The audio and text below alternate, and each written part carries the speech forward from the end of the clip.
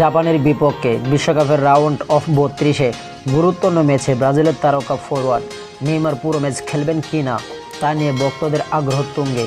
তবে Brazil coach Carlo Ancelotti জানিয়েছেন, নেইমারের খেলার সময় নির্ভর করবে ম্যাচের পরিস্থিতির উপর।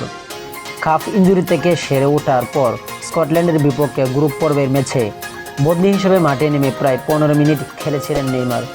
সেই ম্যাচের পর তার শারীরিক অবস্থার উন্নতি হয়েছে বলে জানিয়েছেন কার্লো আনচেলত্তি।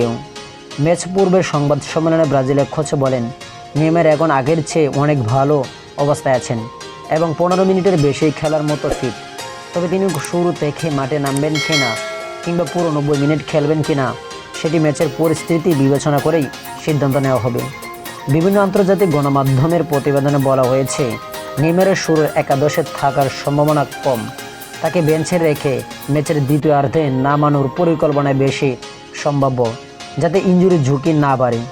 অর্থাৎ বর্তমান তথ্য অনুযায়ী জাপানের বিপক্ষে নেইমারের পুরো ম্যাচ খেলার সম্ভাবনা কম। তবে ম্যাচের পরিস্থিতি অনুকূলে থাকলে তিনি আগের ম্যাচের তুলনায় অনেক বেশি সময় মাঠে থাকতে পারেন।